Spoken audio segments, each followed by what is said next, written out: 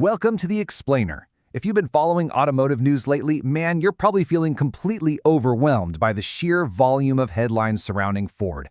We're talking millions of vehicles recalled, everything from heavy-duty trucks to hybrid family SUVs. It's a lot to process, right? What's a minor glitch and what's a critical safety hazard? Well, today we're going to cut through all that noise, triage the data, and get you exactly the information you need. Here's our roadmap for today. First, we'll look at the millions of vehicles recalled, then urgent warnings and fire risks, followed by widespread tech and trailer glitches, powertrain and hardware failures, and finally, exactly how to go about checking your own Ford vehicle. All right, let's dive right into Section 1. Millions of vehicles recalled. Over 4.3 million. And get this, that is not some cumulative total of all the recalls put together. That staggering figure is for a single, specific recall regarding integrated trailer modules across models ranging from 2021 all the way to 2027. We're talking F-150s, Super Duties, Transits, SUVs, the whole lineup. If that module loses communication while you're towing, you could literally lose your trailer's brake lights or even its brake function entirely. Then we hit this number. Nearly 1.4 million. This chunk represents older F-150 trucks, specifically from the 2015 to 2017 model years, facing a severe software bug that causes unexpected downshifting. That is nearly 1.5 million of the most popular vehicles on the road experiencing a highly critical drivability issue.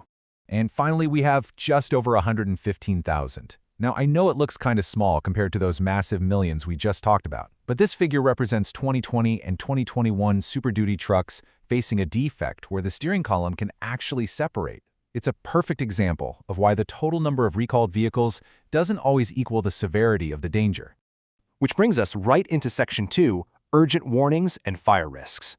So we really need to understand what a do not drive warning actually means. The NHTSA does not issue these lightly. For nearly 16,000 of the 2025 Ford Transit vans, this warning is active because the brake pedal may completely disconnect from the brake booster push rod. In plain terms, that means a total instantaneous loss of brake function. If you own one of these specific Transits, that vehicle should stay parked until a dealership can inspect and repair the brake booster assembly, no exceptions. Beyond the braking issues, we absolutely have to look objectively at the fire risks, which actually span across a few different technologies. For internal combustion engines, like what you'd find in the Focus, Escape, and Explorer, older engine block heaters can crack, leak, and short-circuit. Owners are literally being told not to plug them in. On the EV side, a batch of e-Transits are missing washers in the battery pack, causing dangerous electrical arcing. And for the plug-in hybrid Escape, manufacturing defects in the cells can cause internal short circuits. Now remember that 115,000 number we mentioned earlier?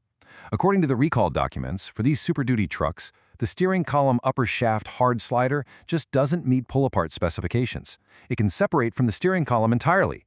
And what makes this so severely dangerous is that the documents explicitly state there are 0 warnings. No dashboard lights, no chimes, nothing. The driver simply experiences an abrupt and complete loss of steering control. Dealerships have to physically inspect that shaft and reinforce or replace it. Okay, let's pivot to Section 3. Widespread tech and trailer glitches. This breakdown brilliantly illustrates a wild reality of modern cars. Look, mechanical failures are severe, for sure, but software and communication failures are what really drive these multi-million vehicle recalls today. You've got 4.38 million vehicles with trailer modules losing connection, 1.39 million trucks with downshifting glitches, and honestly, that's not even counting the million-plus vehicles experiencing software resets that freeze up rear-view cameras and driver assist features.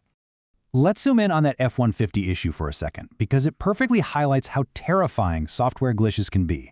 The official recall states, a loss of signal between the transmission range sensor and the powertrain control module can cause the transmission to unexpectedly downshift into second gear. Think about the reality of that. You are cruising down the highway at 70 miles per hour. Your powertrain computer momentarily loses a digital signal, and it violently drops your truck into second gear. It's a massive loss of vehicle control, all stemming from a digital communication failure that just requires a software update to fix. And you know, this really brings up a fascinating divide in modern recalls. On one hand, you have massive software bugs affecting millions of cars that can often be fixed with an over-the-air or OTA update while your car just sits happily in your driveway. But on the other side, hardware failures like steering columns and brake boosters still absolutely demand that old-fashioned, inconvenient trip to a dealership lift. Which perfectly segues into Section 4, Powertrain and Hardware Failures. This right here is a prime example of parts sharing gone wrong.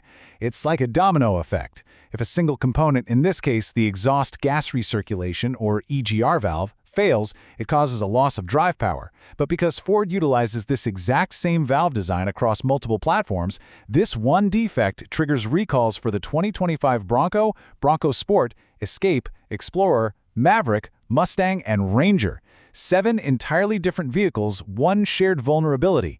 The source material also highlights some other physical hardware anomalies that are honestly pretty shocking.